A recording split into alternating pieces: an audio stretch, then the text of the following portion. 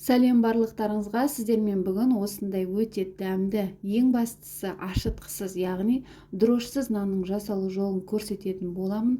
Бар болғаны қамырларыңызды 10 минут қана демалдырасыздар және осындай жұп-жұмсақ, ең бастысы сіздің ағзаңызға пайдалы нанды жейтін боласыздар.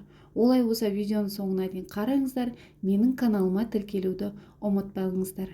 Ең алдымен ыдысымызға 300 грамм айранымызды саламыз, оның үстіне ерітілген 100 грамм сармайымызды құямыз.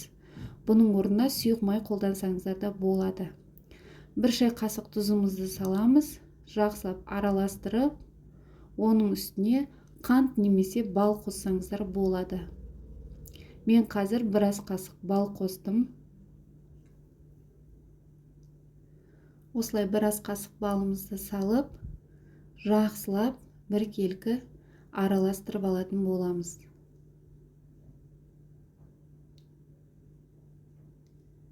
Міне бізде жақсылап араласты. Енді қалған 200 грамм айранымызды құямыз. Барлығы бізде 500 грамм айран кетеді. 500 грамм айраннан 2 нан шығатын болады. Егер сіздер 4 нан істейтін болсаңыздар, 1 литр айран құятын боласыздар. Ал 1 нан істесеңіздер 250 грамм айран құясыздар. Осылай жақсылап араластырып алып, 1 шай қасық ас содасын салдық. Енді осының үстіне овсянка ұнын саламын, 100 граммдай.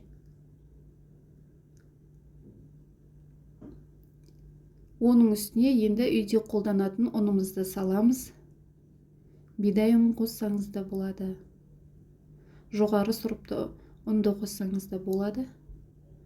Осылай електен өткізіп аламыз. Енді оның үстіне овсянка саламын және қуырылған шемішке дәнін саламын. 1 уыс шемішке дәнін салдым. Менде осылай кішкене зығыр дәні қалған екен үйде. Зығыр дәнді салып, жақсылап араластырып аламыз. Ұнның барлығын бірден салып жібермейміз. Енді қалған ұндарымызды қосатын боламыз. Қасықпен осылай бірінші кезде жұмсақ қамыр илейміз. Осылай електен өткізіп, тағы да араластырып, қамырымыз жұмсақ болу керек. Басында осылай қасықпен, сосын қолымызбен жақсылап илейміз.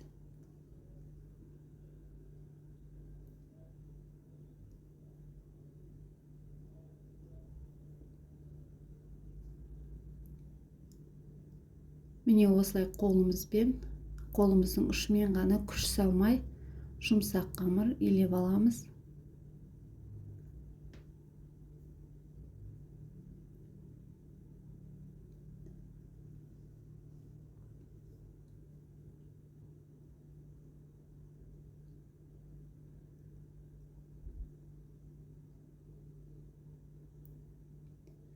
Міне бізде қамырымыз дайын, осындай әдемі жұмсақ қамыр болады.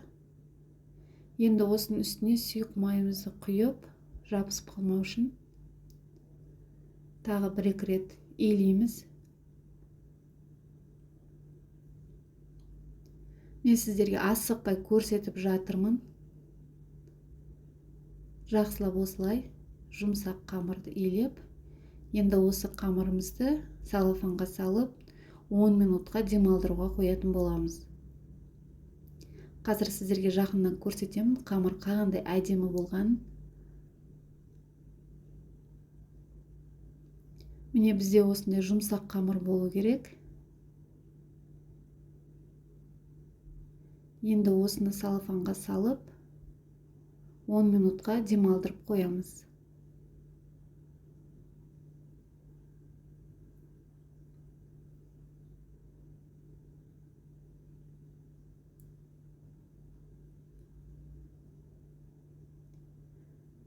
Бетін жұқа осылай майлықпен жауып қоямыз. Қатты жабудың керек жоқ, өйткені бізде қамыр ашымайды. 10 минуттан кейін алып, қамырымызды 2-ге бөліп аламыз. Қамырымыз сондай жұп-жұмсақ, қолдың көмегімен осылай екіге бөліп енді тапамызға салатын боламыз. Осылай формаға келтіреміз. Әдемі қамыр осылай жұп-жұмсақ. 5 минут тағы да бетін жауып қойсаңыздар болады. Міне осылай дайын болған қамырымызды тапамызға саламыз. Майлаудың қажеті жоқ. Осылай форма келтіреміз. Ұзын қылып жасасаңыздар да болады, дөңгелек етіп жасасаңыздар да болады. Мен осылай сопа қылып екіншісінде дәл солай жасап аламыз.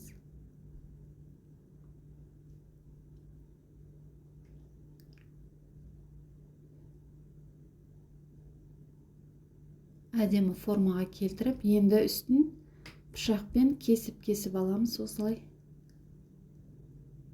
пышақтарыңыз өткір болғаны жақсы.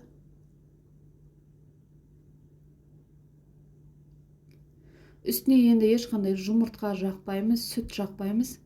Жай ғана суды сеуіп, қызып тұрған 180-200 градуста 30-35 минут пісіріп аламыз. Міне бізде осылай қамырымыз дайын. 180-200 градуста пісіріп аламыз. Міне біздің нанымыз пісіп шықты. Өте әдемі болып шықты. Мен жаңа бірінші кезде май жаққам, видеоға түспей қалыпты. Қазір сіздерге тағы да көрсетемін. Осылай сармайды алып, бетіне жақсылап жағамыз. Нанымыз ыссы, сол үшін еріп кетеді тезде. Енді бұл жақсылап суы керек. Мен кешқұрым пісірдім. Сағат кешкі 7-лерде пісірдім. Осылай жақсылап мұздайды. Одан кейін бетін жауып, таңертең кесетін боламыз. Бірден кессеңіздер, ондай әдемі шықпайды. Келесі күні кессеңіздер, қамырларыңыз әдемі болып шығады. Таңертең осыны жейтін боламыз. Нан бітіп қалған кезде тезде осылай түнде пісіріп қойсаңыздар, таңертең дайын болады. Міне бізде дайын. Таңертең мен осылай алдым таңғы асқа. Тез қорытылады бұл нан. Ешқандай зияны жоқ. Өйткені ішінде дрожж жоқ. Қазір сіздерге ортасын көрсетемін. Кесіп. Ешқандай піспей, көтерілмей қалмайды. Әдемі болып шығады. Дәмі және ерекше болып шығады. Сармаймен жесеңіздер таңғы асқа өте дәмді болады. Міне осылай кесіп алдым. Сырты күтірлеп, кәдімгі тандырға піскендей болып шығады. Бұл нанымыз міндетті түрде жасап көріңіздер. Егер де ұнап жатса, лайк басып, комментарий жазып, менің каналыма тіркеліп, қолдауларыңызды білдіріп отырыңыздар. Барлықтарыңызға ас болсын, осындай пайдалы нандарды істеп, отбасыларыңызды қуантып жүре беріңіздер. Сау болыңыздар.